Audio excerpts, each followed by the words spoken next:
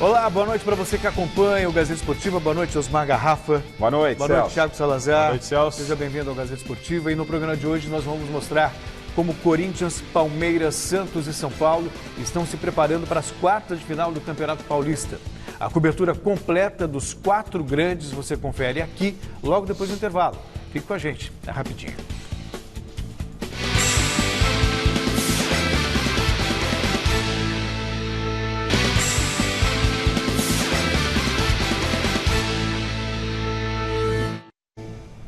Bom, hoje é um dia muito triste para o jornalismo esportivo. Rodrigo Rodrigues, nosso colega e ex-companheiro aqui da TV Gazeta, faleceu nesta manhã no Rio de Janeiro aos 45 anos de idade, vítima de complicações decorrentes da Covid-19. Jornalista, escritor, compositor e guitarrista da banda de Soundtrackers, Rodrigo, que atualmente era apresentador dos canais Sport TV, testou positivo para o novo coronavírus no começo deste mês de julho e foi internado no último sábado no Hospital Unimed Rio após se sentir mal. A equipe médica chegou a realizar uma cirurgia para aliviar a pressão intracraniana em função de uma trombose venosa cerebral, mas não houve melhora no quadro e ele acabou não resistindo. Além da Gazeta e do Sport TV, o Rodrigo também teve passagens pela TV Cultura, SBT e ESPN Brasil, Band e Esporte Interativo. Os nossos sentimentos à família e amigos. Eu tinha em comum com o Rodrigo o futebol, a música e muitos amigos em comum. Né? Marcos Klein, Cláudia Gomes e por aí vai, além das pessoas da música e do esporte. E tive a oportunidade de encontrar com ele também várias vezes, não só aqui na Gazeta, onde fomos colegas de trabalho, companheiros de trabalho, ele com um programa relacionado à música e a gente com o esporte, mas também em palcos, em shows, por causa da música. E invariavelmente a gente se cruzava. Né? Eu cheguei aí a show do Soundtrackers, ele acabou indo a show feito com a minha banda. Quer dizer, é uma perda muito... Toda perda ela é triste, mas... Poxa vida, 45 anos, né? Quer dizer, se a gente pode fazer uma metáfora com o futebol, ele jogou o primeiro tempo. E tinha todo o segundo tempo para jogar e mais os minutos de acréscimo que o destino poderia conceder. E aí, esse vírus, que na verdade é uma grande roleta russa, que funciona em cada organismo de maneira diferente, nos tira o Rodrigo. Realmente que ele descanse em paz e todos os nossos sentimentos aos familiares do Rodrigo. Salazar e Garrafa. Foi muito triste, né?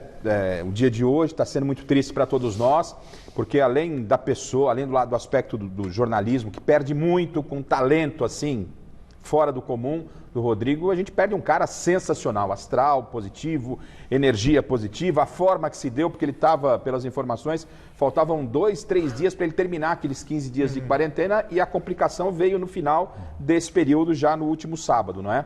Então, a gente lamenta muito, né? Os nossos sentimentos a toda a família, e o próprio Rodrigo dizia, né? Os bons costumam ir cedo, mas você foi cedo demais, Rodrigão, você antecipou demais a saída, hein? Descanse em paz. Boa noite a todo mundo que está acompanhando o Gazeta Esportiva. Eu compartilho da opinião aqui dos amigos, realmente muito triste. Eu estava chegando aqui à Gazeta quando recebi a notícia, estava no carro, foi um abalo, logo recebi ligações e o que mais me surpreendeu nisso tudo foi a velocidade como as coisas aconteceram.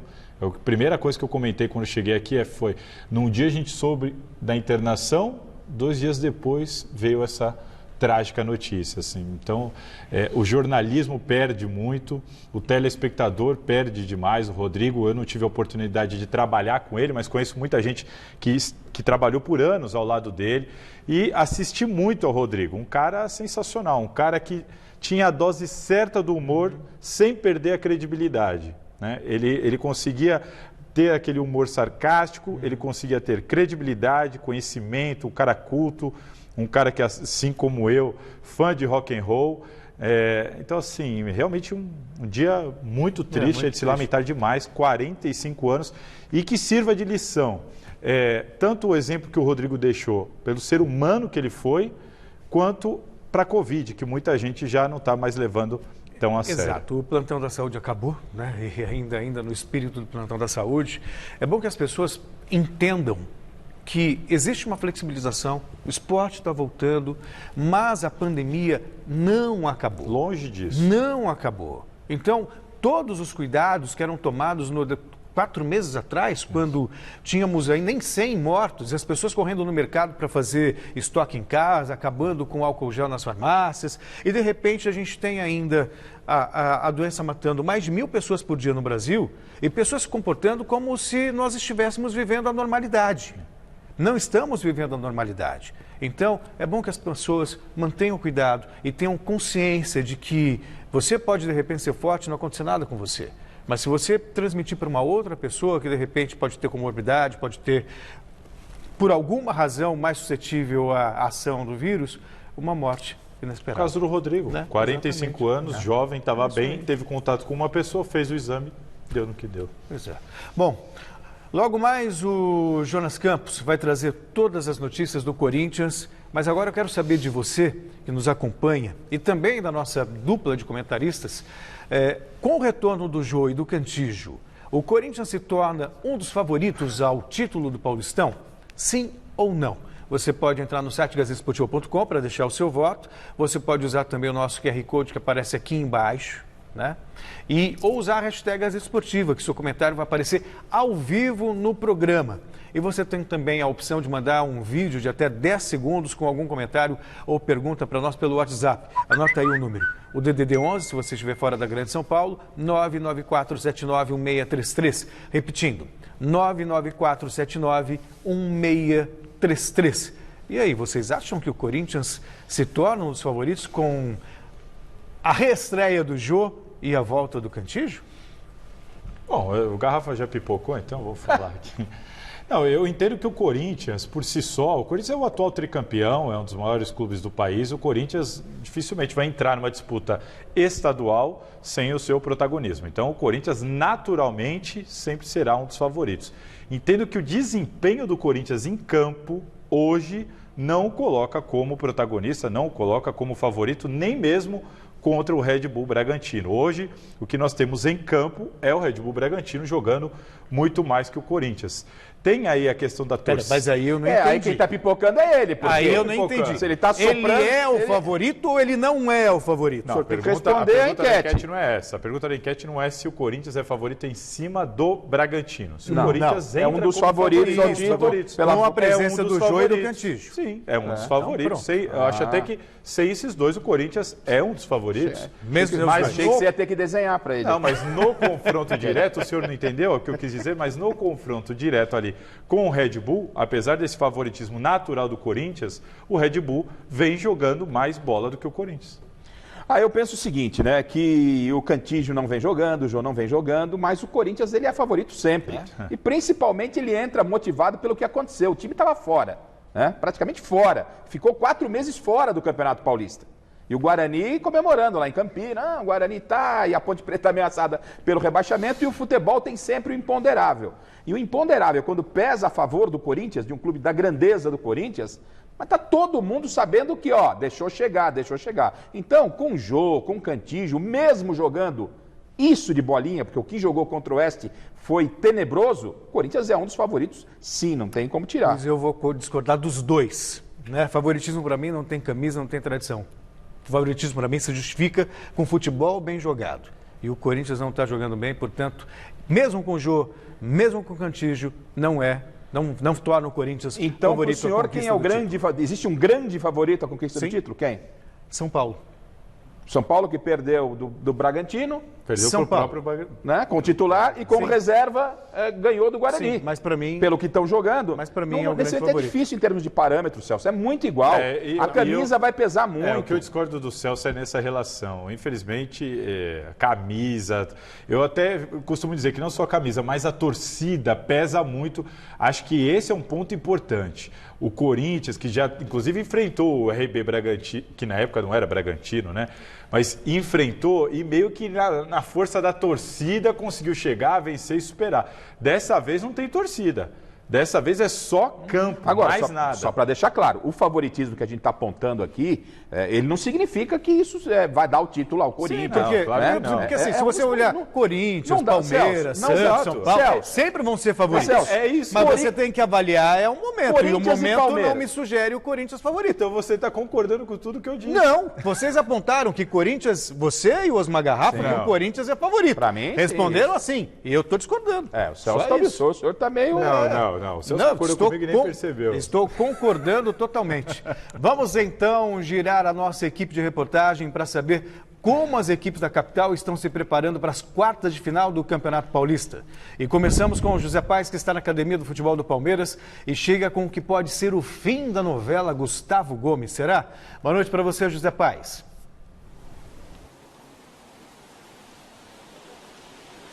Boa noite, Celso. Um abraço para você, para todo mundo que está acompanhando o Gazeta Esportiva. É sim o fim da novela Gustavo Gomes Palmeiras, mas antes deixar um beijo grande para a família do RR. A gente está aqui de luto, uma grande perda, não só para o jornalismo esportivo do Brasil, mas como para o jornalismo com J maiúsculo do nosso país.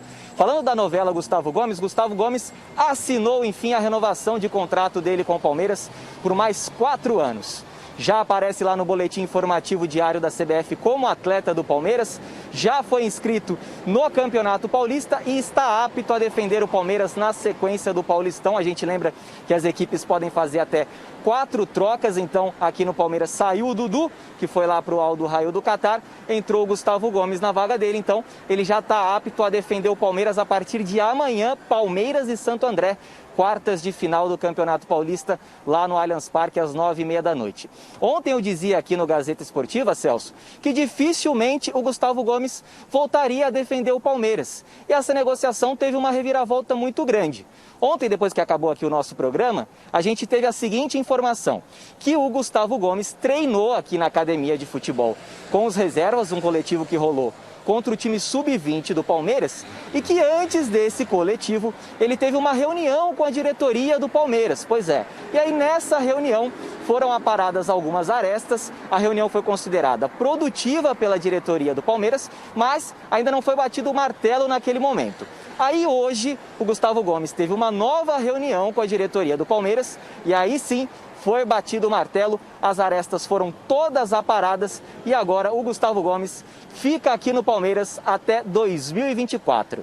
Na minha segunda entrada a gente fala mais do time titular do Palmeiras, que deve entrar em campo amanhã contra o Santo André, lá no Allianz Parque. Um abraço, meu amigo Celso Cardoso.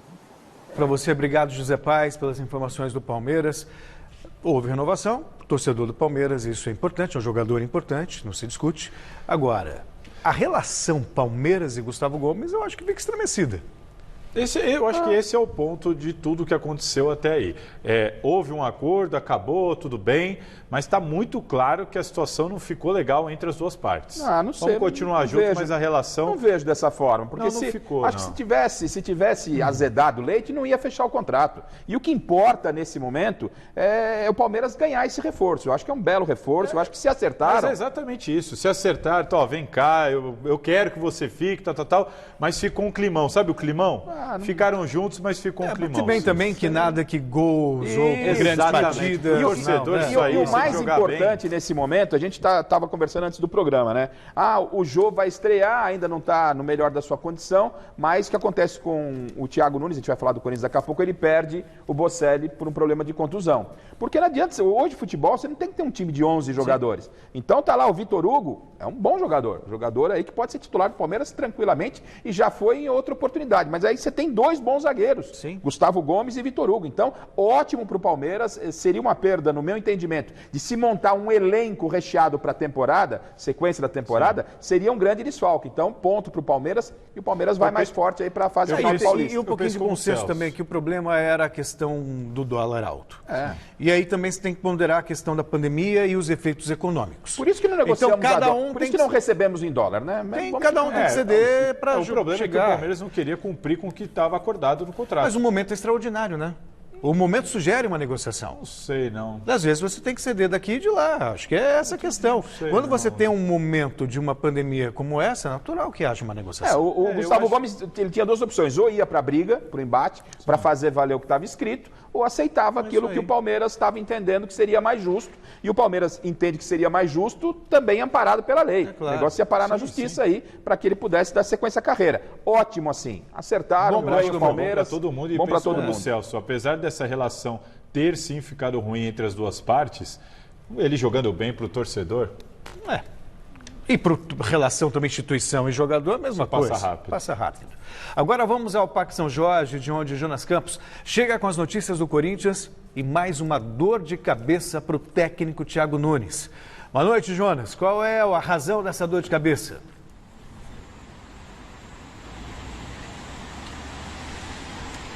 Fala, Celso. Boa noite a você, ao Garrafa, ao Salazar. Antes de mais nada, dia muito triste, né? Mas o Gazeta Esportiva de hoje certamente vai em homenagem ao Rodrigo Rodrigues, referência de jornalista e, acima de tudo, de ser humano. Bom, vamos lá. Dor de cabeça para o técnico Thiago Nunes é que ele não deve ter o Everaldo, né? Além do Bocelli, que fraturou o rosto no duelo contra o Oeste, fora de combate e será substituído pelo Jô, né? Que vai fazer a sua reestreia com a camisa do Corinthians. Pelo menos a expectativa é de que isso aconteça. O Everaldo, que sentiu a coxa no duelo contra o Oeste, chegou a ser substituído pelo Janderson ainda no primeiro tempo, não deve ter condições de jogar as quartas de final, esse jogo único contra o RB Bragantino, quinta-feira, 19h, no Morumbi. Fica a dúvida agora de quem será o substituto, né? Matheus Vital já atuou ali pelo lado do campo, o Janderson, que entrou contra o Oeste, é uma opção para o setor, né? Jogador da posição, e fica essa dúvida, além de outras, como por exemplo, qual será a dupla de volantes do Corinthians? O Cantilho, a gente já conversou sobre isso no programa de hoje, vocês estavam comentando a respeito disso. O Cantilho, esse jogador diagnosticado com a Covid-19 no dia 9 de julho, voltou a trabalhar depois de 2 semanas parado. Jogador da extrema confiança do técnico Thiago Nunes, fica à disposição. Será que vai ou não vai para o jogo?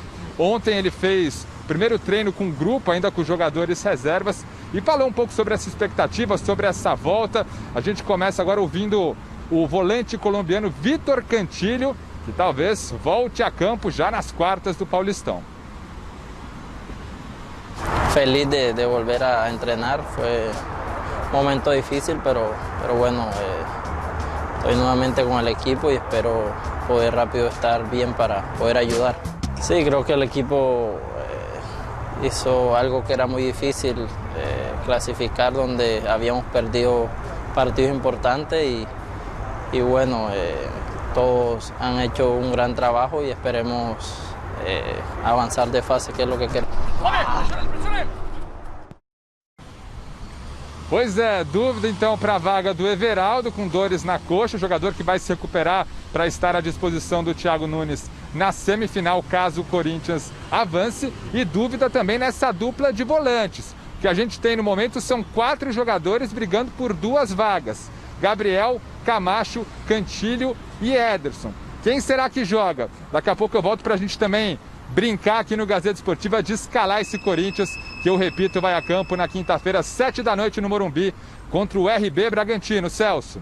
Muito bem, Jonas, obrigado pelas informações. Bom, pelo menos para o Thiago Nunes são boas notícias. Diferentemente de vocês, repito aqui, né, eu não acho que Jô e Cantillo fazem do Corinthians favorito à conquista do título. Por outro lado... Nem eu acho, só para ficar claro. Você falou na enquete que é favorito. Falou, não falou? Falou na enquete, tá lá, tá gravado. Como um dos favoritos. Tá falado.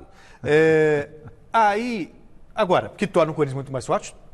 Torna, especialmente o Cantillo, por causa do passe que ele tem. O Corinthians tem errado muitos passes, então ele funciona como articulador, mais até do que o próprio Luan.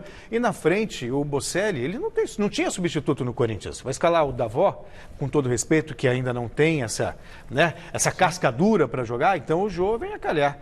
Ali pela esquerda, Janderson, né, ou Matheus Vital. Eu optaria aí pelo Vital. Vital está devendo desde que chegou ao Corinthians muito pouco. Esperava-se muito mais do Vital. Esperava-se muito mais. Mas pela experiência... Teve bons momentos, mas... Pela experiência, jogo grande, eu vou com o Vital ali. O Janderson espera um pouquinho. No meio-campo, onde é o problema do Corinthians, o Corinthians não consegue criar, tem que ser feito 2 coisas. Primeiro, acordar o Luan, né?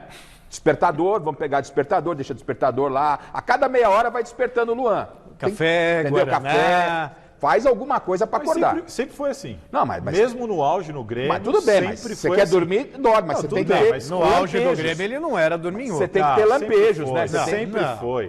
Sempre foi. Antes de ser o melhor jogador da América, mas foi inclusive ele era apelidado assim lá no Sul. E aí teve um ano espetacular em 2017, mas ele nunca foi um jogador vibrante em campo. Mas nunca. Mas aí é o papel do Contratou sabendo. Mas aí o Thiago Nunes chama o Luan, vem cá. Mas não deita, senta. Ele concordo que ele tá devendo. Não põe pra sentar. Vamos conversar, mas você fica de pé, senão você pode cochilar. Pulando. Então você fica de pé, isso. Né? E aí conversa com ele, explica o que tem que fazer. Ser mais participativo. Mais participativo. E aí, como o Luan não tá tão participativo assim, eu vou com o Cantígio, acho que mesmo ele voltando, não tem nem dúvida. Para mim, são 3 jogadores, mas 4 jogadores. Camacho e Cantígio e Luan, ou Gabriel saca o Camacho, põe o Cantígio? Para mim sobra, Camacho. Pedindo. Para mim já não tá pedindo. Para mim ele é titular, pô. Para mim, titular. Jogou. Ederson, Cantígio. 20 minutos. Mas os caras não jogaram nada? 90, ele 180. Mudou a cara do Corinthians. Ele mudou a cara do Corinthians, fez gol. Agora é mata, não é mata-mata. Eu só entendo que o Jô, ele não joga desde dezembro. O Cantilho não joga desde março. E o Léo Natel, que muita gente fala que pode aparecer, não joga há 1 ano e 2 meses. Então são os caras que podem aparecer aí como esperança para o torcedor, para essa mudança que o senhor aqui tanto espera, mas que vão ter que superar uma falta de ritmo aí num jogo que mas nem de mata-mata. Todo mundo, né? Mas de mata. 4 meses sem jogar. Para fazer esse Corinthians jogar, Celso, para mim, o Camacho espera, Gabriel um pouquinho mais da marcação. Eu tiraria o Gabriel. Eu não. Mas isso, a gente vai dar a escalação daqui a pouquinho, a gente conversa sobre isso. Vamos para a nossa parada agora na Barra Funda com o Marcelo Bacégio, que tem as notícias do São Paulo. Boa noite, Marcelo Bacégio.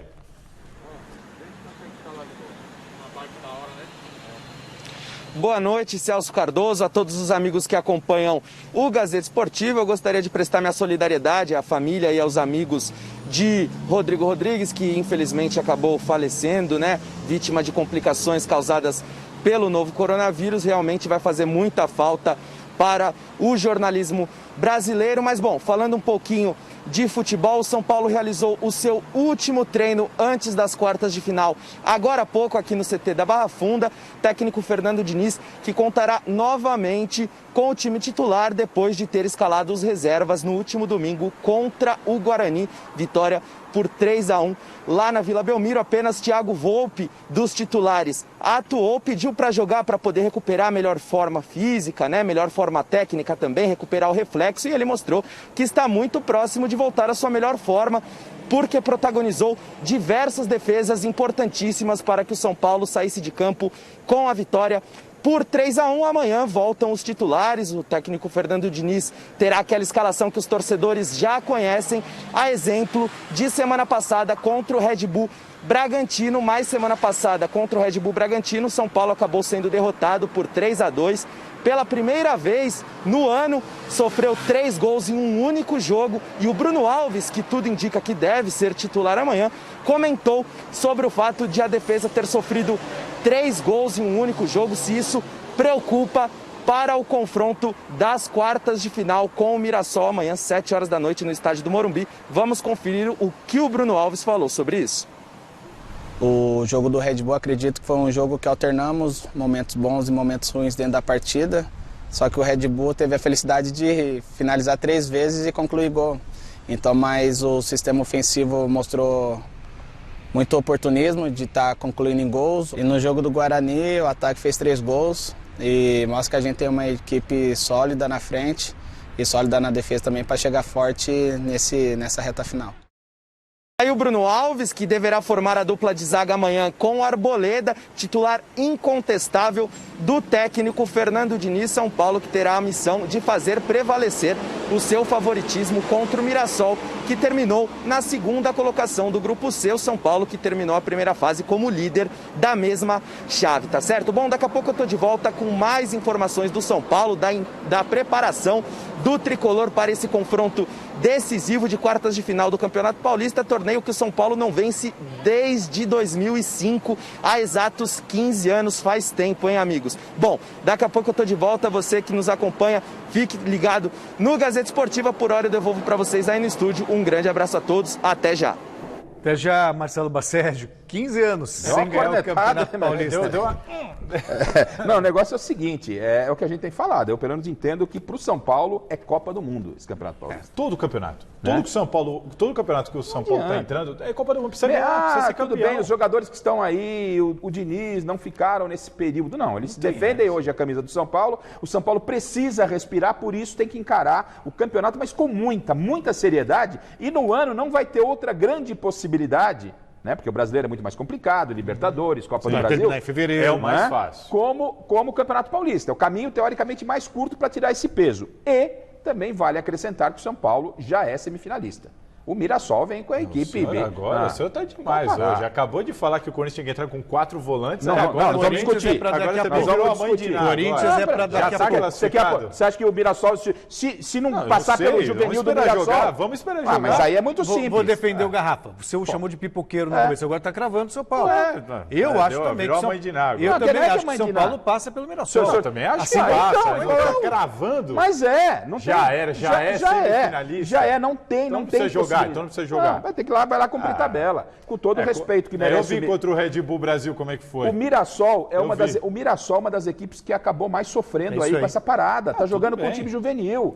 É obrigação do São Paulo. Qualquer coisa que acontecer... Você vai lá no retrospecto, vai mostrar depois, São Paulo jamais perdeu do Mirassol. Qualquer coisa que acontecer diferente... Não quer dizer muita coisa. Mas qualquer coisa que acontecer diferente, São Paulo e Mirassol... O São Paulo é favorito contra o Mirassol. É óbvio que é favorito contra o Mirassol, mas vamos esperar jogar. Favorito já está na semifinal. Mas já é lógico que já está. Não, para mim não tem nenhuma dúvida. Qualquer outro resultado vai ser uma grande surpresa. Contra o Red Bull voltou com todos os titulares, tudo tal. Uma virada o Red Bull é o melhor time do campeonato. Tudo bem, mas perdeu o melhor time do campeonato. Perdeu de virada dentro do Morumbi. E com o time reserva ganhou do Guarani. São Paulo já foi eliminado por Penapolense. Bom, vamos pro recado da galera pelo WhatsApp, vai. Boa noite, sou Bruno de Arujá. Deixaram o Corinthians passar e com o Jô e o Cantilho, já era. Fechou. Corinthians campeão. Boa noite, Celso, Garrafa, Salazar. Com certeza. Coringão é sempre favorito. Deixou nós chegar, agora segura. Um abraço a todos da noite, da mesa. Márcio da cidade é Carvalho. Boa noite, Celso, Garrafa, Salazar. Corinthians vai ser cavalo paraguaio. Não vai passar do Bragantino. Jefferson Lamberti de Santo André.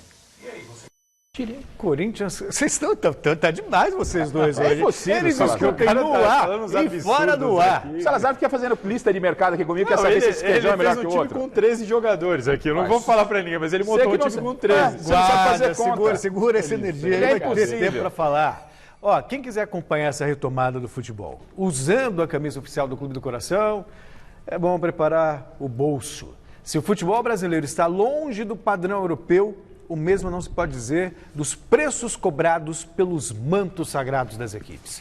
Preparamos então um ranking com os valores mais caros entre os times do Brasil. Dá uma olhada.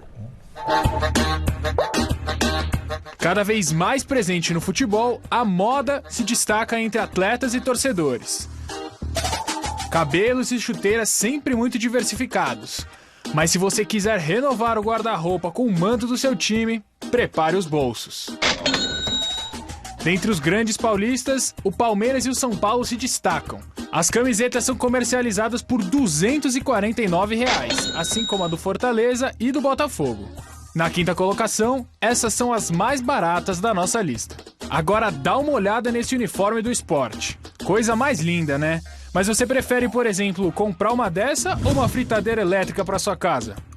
Decisão difícil, hein? A camiseta custa R$ 259, empatando com a do Fluminense e Santos na quarta posição. Abrindo o nosso pódio está a camiseta do Grêmio, que é vendida por R$ 319. E aí, torcedor do Mengão? Tá louco por uma do Gabigol, né? Então vai ter que desembolsar R$ 349. Agora, além da fritadeira, dá pra colocar num pacote um liquidificador novinho. E a camiseta do time do povo, quem diria, hein? A mais cara da nossa lista. Caso queira desfilar com o novo manto do Corinthians, vai custar a bagatela de R$ 399. Então tá aí, ó. essas são as camisetas mais caras do futebol brasileiro. Comercializada por R$ 399, a do Timão abre o ranking. Seguida pela do Flamengo e Grêmio, custando R$ 349 e R$ 319, respectivamente. Em quarto lugar estão a do Sport, Fluminense e Santos, que custam R$ 259. Por fim, as do Palmeiras, São Paulo, Botafogo e Fortaleza, vendidas a R$ 249, fecham a lista. E aí, vai encarar? A propósito, o VT era sobre as camisas mais caras, mas o Gabriel, aqui nos bastidores, tem sido ponto de discórdia no estúdio. Você vai saber daqui a pouquinho por quê. Querem falar alguma coisa sobre as camisas mais caras? Não, eu coleciono camisa de futebol, mas parei faz tempo.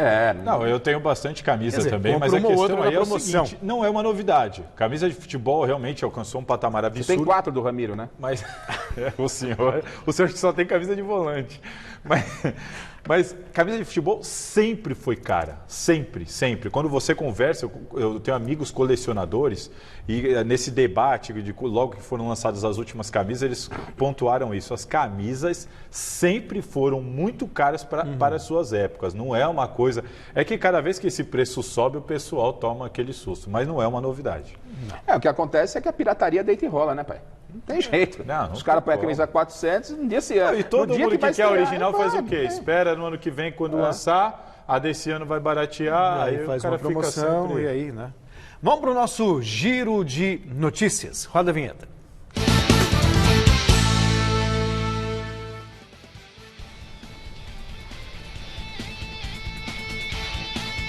E a pandemia do novo coronavírus segue impactando o mundo do esporte dentro e fora do Brasil. O Real Madrid anunciou hoje que o atacante Mariano testou positivo para a Covid-19 na bateria de exames realizada com todo o elenco nesta segunda-feira. De acordo com o clube, o atleta está bem e cumpre o protocolo de isolamento em casa. O dominicano será desfalque para Zidane na partida de volta das oitavas de final da Liga dos Campeões da Europa contra o Manchester City, que vai acontecer no próximo dia 7 de agosto na Inglaterra com portões fechados. Mas um teste positivo para Covid, tão perto de uma decisão, liga o sinal de alerta de que você pode perder outros jogadores importantes também. O Ministério dos Esportes da França anunciou hoje que decidiu manter um limite de 5 mil pessoas nos estádios até o final de agosto, mas poderá flexibilizar a medida caso a situação sanitária permita. A medida vai afetar as 2 primeiras rodadas do Campeonato Francês, que tem a temporada 2020-2021, com início marcado para o próximo dia 23 de agosto.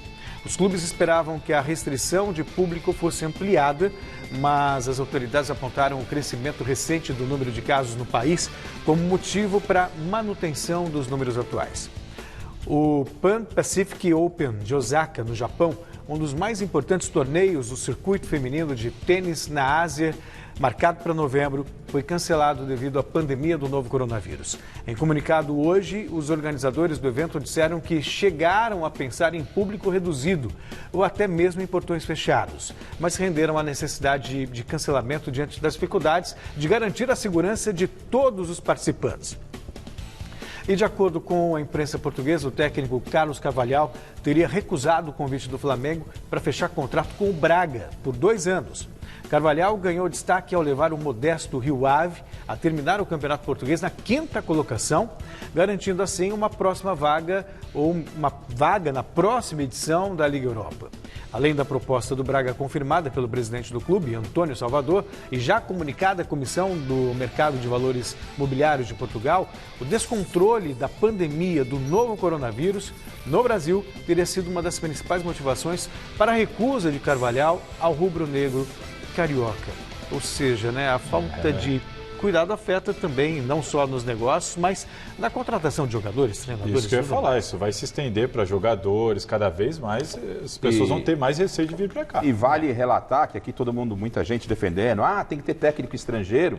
E lá, trazer o estrangeiro, você vai trazer o técnico de nível B. O cara prefere o Braga ao Flamengo. Sim. O Braga ao Flamengo. Né? Então a gente tem que repensar e tomar muito cuidado. Não é todo dia que se acham Jesus. Sim, mas não é só o Braga ao Flamengo, é o que o Celso pontuou. É ficar num lugar mais seguro mas também. Mas mesmo que fosse, ele não é, sabe, o cara não quer vir não, o cara não quer vir, independente de pandemia. Eu acho que isso é um fator que que agrava, que pesa, que tem o seu peso, mas não me parece que essa é a decisão, porque na Europa também o bicho também pegou, né?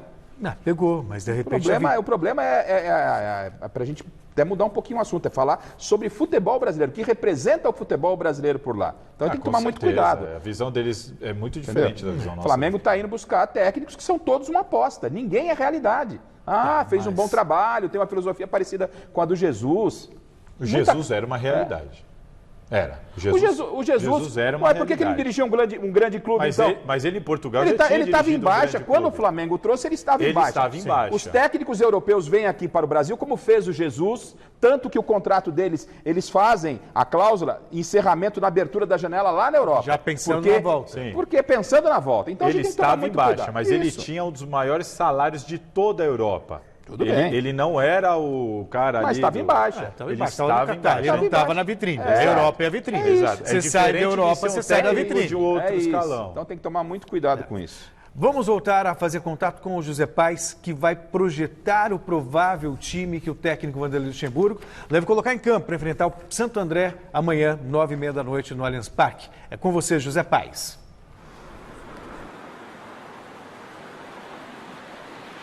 É isso, Celso. Vamos fazer esse exercício de projeção do time do Palmeiras que deve entrar em campo amanhã contra o Santo André às 9h30 da noite lá no Allianz Parque. Primeiro eu queria falar para vocês o seguinte, o Palmeiras vem tendo muitos problemas para ser escalado. Na partida contra o Água Santa, antes da partida contra o Água Santa, o técnico Vanderlei Luxemburgo tinha muitos problemas, no mínimo 5. O Gustavo Gomes, que estava sem contrato, o Matias vinha machucado, você se lembra bem, ele teve aquele choque de cabeça com o Patrick de Paula lá no derby contra o Corinthians, e 3 jogadores com lesões musculares, o Mike, o Luan Silva e o Gabriel Veron.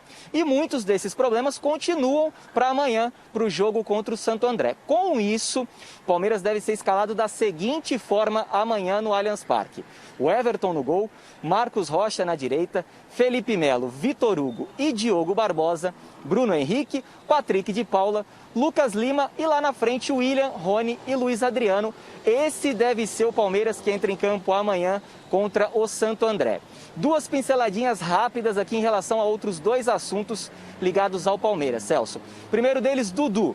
Muita gente se perguntando aí se o Aldo Rail lá do Catar já pagou 7 milhões de euros ao Palmeiras pelo empréstimo de 1 ano do Dudu. E eu respondo que não. Esse dinheiro vai ser pago apenas em agosto, porque é só em agosto que o Aldo Rail lá do Catar vai registrar o Dudu como seu jogador. Uma última notícia em relação ao Ivan Angulo, atacante colombiano de 21 anos. Ele está no bid como jogador do Palmeiras, foi inscrito no Campeonato Paulista na vaga do Vitor Luiz, que foi lá para o Botafogo e já está apto a defender o Verdão a partir de amanhã, lá no Allianz Parque. Um abraço, Celcinho, volto com você e até amanhã. Até amanhã, José Paes. Boa noite. Gosto dessa escalação do Palmeiras. Né? O Luxemburgo coloca um meia de fato para articular jogadas. Aí você tem o Rony do lado esquerdo, o William do lado direito, que fecha muito pelo meio, e o Luiz Adriano, que ele é bom de área, mas também é bom para puxar o jogo, tem bom passe, ou seja, é um time muito forte. Palmeiras, para mim, favoritíssimo contra o Santo André. Enquanto ele podia testar, o Vanderlei foi testando. Né? A ideia era trazer o Dudu para o meio, ele perdeu o Dudu, ele testou até o William, fez várias alterações por ali, colocou o Veiga pelo lado do campo, mas agora que é mata, que não é mata-mata, o que ele faz? Como disse o Celso, 2 volantes, um meia de criação, o Lucas Lima, que pode também... E 2 volantes pode pôr para almoçar junto com o Luan, os 2, mas em pé, não senta, que senão eles dormem. E aí, lá na frente, gostei, o William de um lado, o Rony do outro, o Adriano... Eu acho que o Palmeiras não tem o que reclamar. O Zé trouxe aí os destaques, claro, os desfalques e tudo mais, mas quando você lista ali os 11... Você fala assim, não dá para passar pelo Santo André com esse time? É um baita time, o Palmeiras tem um baita elenco. Entendo que o Gabriel Veron e o Vinha pela esquerda ali são os jogadores que talvez façam mais falta para o time. Realmente, Marcos Rocha e Diogo Barbosa, não sou muito fã do futebol de nenhum dos dois. O Marcos Rocha é titular absoluto. Sim, mas é que o Gabriel, o Verão Menino jogou por ali um jogo... mas jogou improvisado. Mas eu gostei, foi um clássico contra o Santos, eu gostei. Eu não sou fã do futebol do Marcos Rocha. E entendo que, é Bruno Henrique, é Lucas Lima, é William, é Luiz Adriano, é Rony. É para passar pelo Santo André, tem que passar, não tem choro nem vela. O Corinthians entrará em campo só na quinta-feira para enfrentar o Red Bull Bragantino às 7h no estádio do Morumbi. E o Jonas Campos traz o possível time, escalação da discórdia aqui dos nossos comentaristas, titulado o técnico Thiago Nunes para essa partida. Não é isso, Jonas?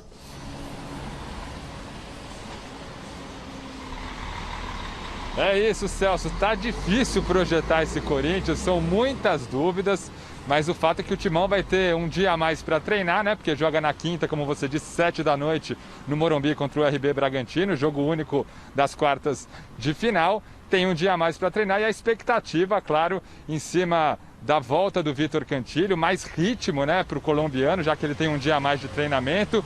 Trabalhou parte física no fim de semana, ontem primeiro treino com os reservas e agora 2 oportunidades de trabalhar, quem sabe, com a equipe titular, e a expectativa ainda maior da reestreia do atacante Jô, já que o Bocelli fraturou o rosto, passou por cirurgia, já recebeu alta, já está em casa se recuperando o argentino Mauro Bocelli, que tem 5 gols no Campeonato Paulista. Bom, vamos brincar então de escalar o Corinthians, vamos colocar na tela o provável Corinthians, pelo menos as opções que o Thiago Nunes tem para escalar esse time para o duelo contra o time da melhor campanha, que é o RB Bragantino. Coringão com Cássio no gol, que vive grande fase, voltou ainda melhor no período depois da parada da pandemia. O goleiro Cássio salvando o time contra o Palmeiras, contra o Oeste. Fagner na direita, Gil, Danilo Avelar, que vem se firmando, se adaptando bem ao miolo de zaga. E o Carlos Augusto, né, lateral que iniciou a temporada sob o comando do Thiago Nunes, até fora dos planos, e agora vai se firmando e bem na lateral esquerda corintiana, o Carlos.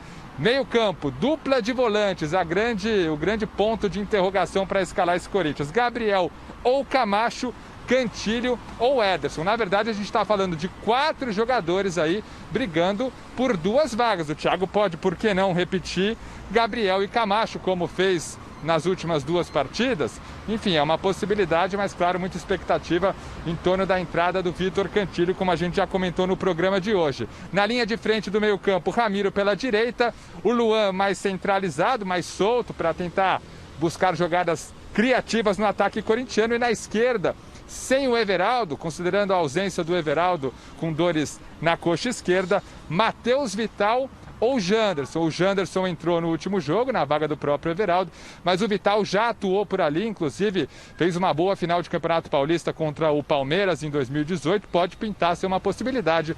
E lá na frente, na referência do ataque, ele, isso é praticamente certo, e a torcida espera muito o atacante Jô como titular, reestreando com a camisa do Corinthians.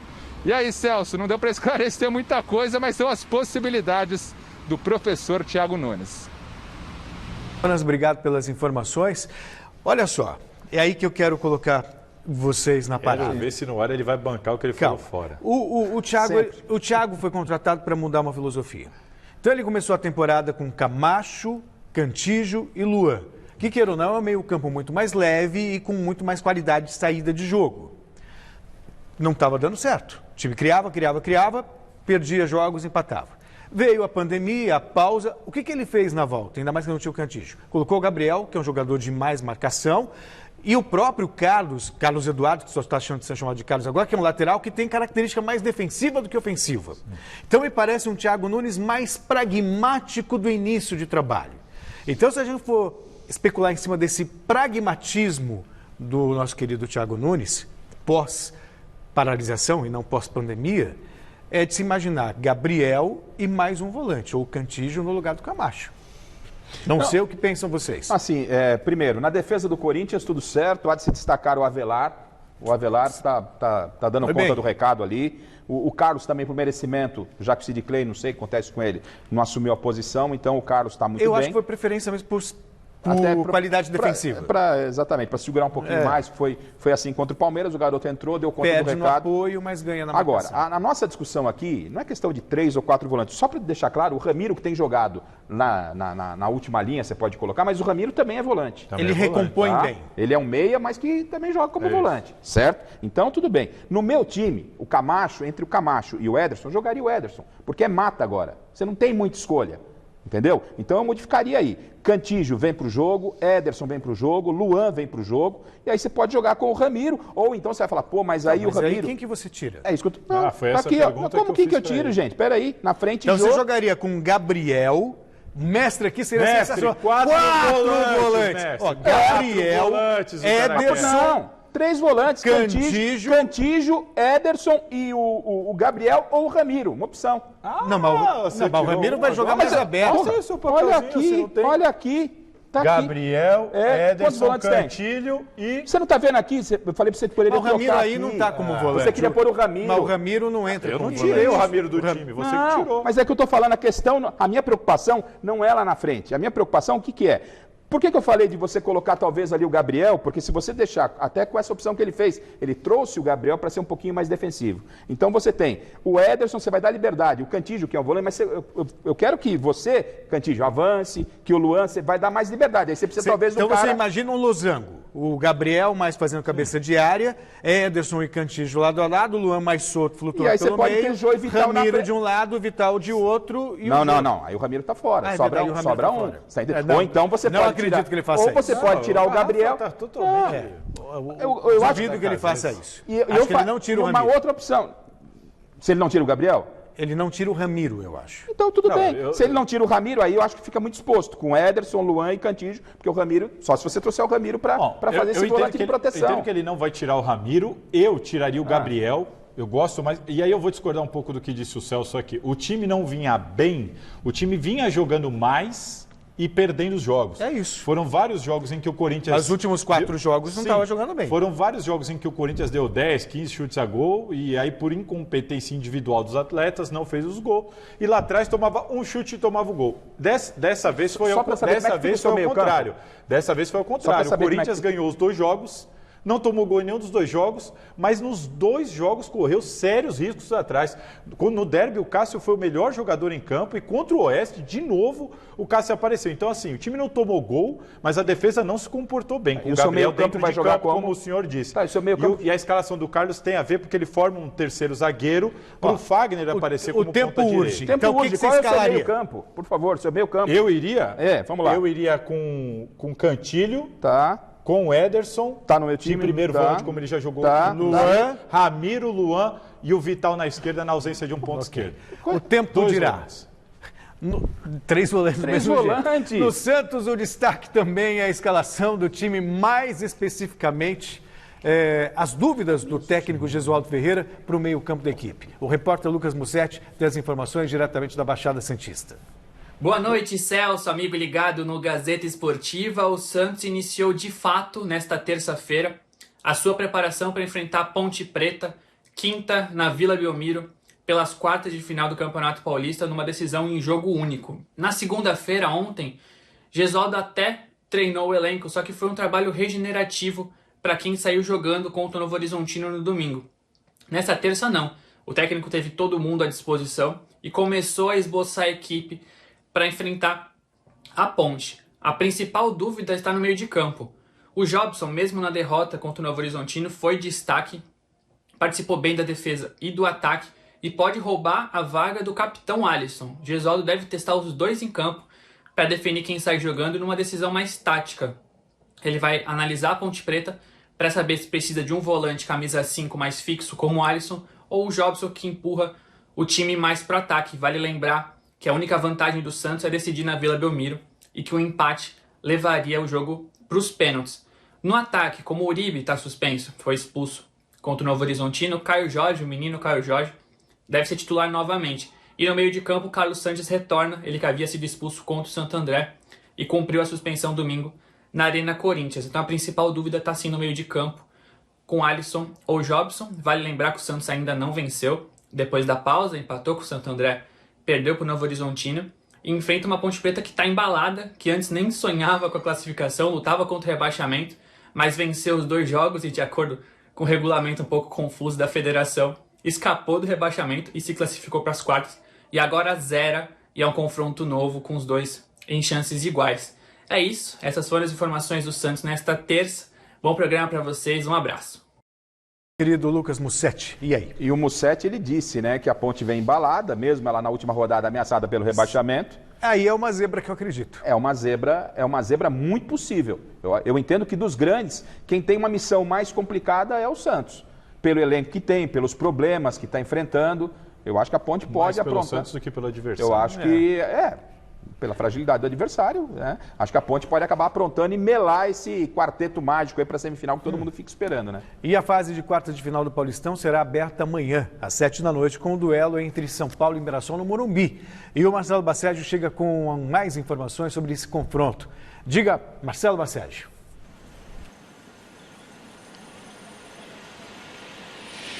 É isso, Celso, tá chegando a hora, amanhã às 7h, o Tricolor entra em campo contra o Mirassol no estádio do Morumbi. Para essa partida, o técnico Fernando Diniz não tem nenhum desfalque, porque para essa fase todos os cartões foram zerados, então Fernando Diniz não tem jogadores suspensos nem pendurados, por isso poderá escalar quem ele bem entender para esse jogo. A tendência é que ele repita aquela escalação usada na semana passada contra o Red Bull Bragantino. Desta maneira, caso essa expectativa se confirme, o São Paulo deve entrar em campo contra o Mirassol com Thiago Volpi no gol, Juan Fran na lateral direita, Arboleda, Bruno Alves e Reinaldo, Tietê, Daniel Alves e Igor Gomes, Vitor Bueno, Pablo e Alexandre Pato no comando do ataque. O Bruno Alves, xerife da defesa do São Paulo, né, que deve ser titular amanhã, comentou sobre essa campanha do Mirassol. Mirassol que vem fazendo um campeonato paulista bastante interessante, que inclusive construiu um CT com a venda do Luiz Araújo para o Lille. O São Paulo que vendeu o Luiz Araújo para o Lille, o Mirassol que formou o jogador, parte da formação do jogador pertence ao Mirassol, a outra parte pertence ao São Paulo, por isso o Mirassol também teve direito à parte da venda do Luiz Araújo e com esse dinheiro construiu um belíssimo CT que certamente ajudou nesta campanha do Mirassol. O Mirassol que chegou longe neste Campeonato Paulista. Vamos conferir o que o Bruno Alves falou sobre o Mirassol.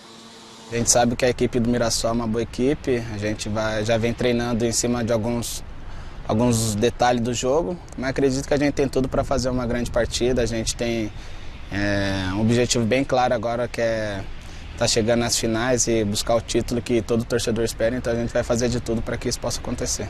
Todo mundo está preparado, o jogo do Guarani mostrou isso, que a gente não tem só 11 titulares, e sim tem um elenco inteiro que qualquer um pode sair jogando, então é se agarrar nessas coisas para que a gente possa chegar forte aí nas finais.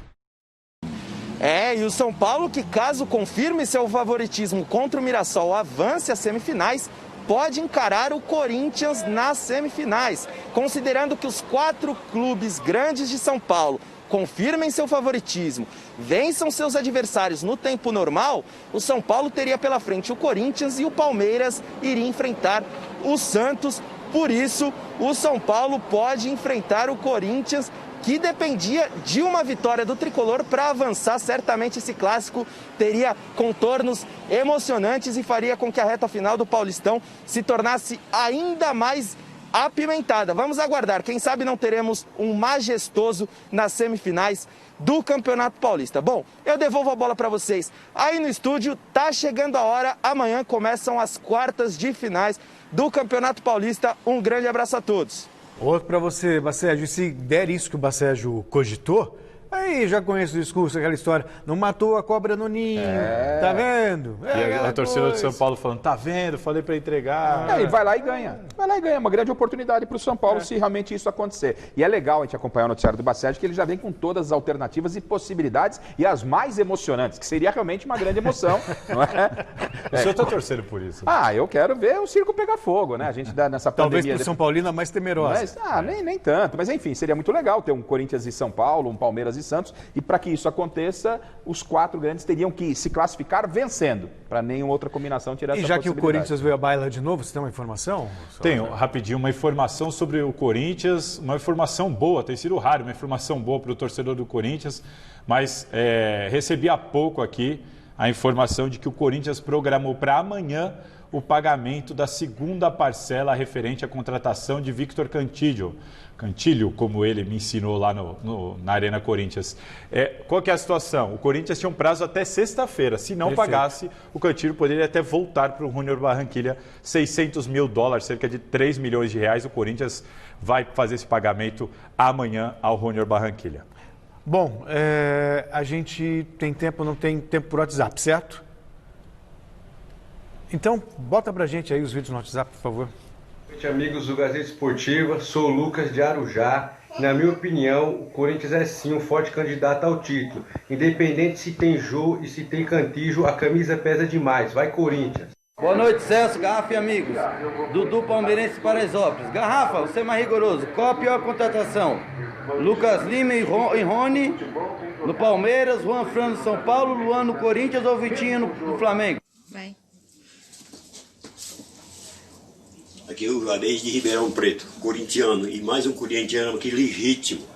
E a respeito do Corinthians, o Corinthians tem chance sim. O Corinthians é um grande time, tem bons jogadores que já foi testado em outros times e pode conseguir o campeonato sim. E aí um time guerreiro. Um abraço a todos. E vamos diretamente para o resultado da nossa enquete. Perguntamos se com o retorno de Jô e de Cantillo, o Corinthians se torna um dos favoritos ao título do Paulistão, e a maioria respondeu que não, com 55% dos votos. Obrigado, Garrafa. Obrigado, Salazar. Encerramos o Gazeta Esportiva de hoje nos pedindo do nosso companheiro Rodrigo Rodrigues, exibindo um trecho do último vídeo da banda dele, The Soundtrackers. Descanse em paz, Rodrigo.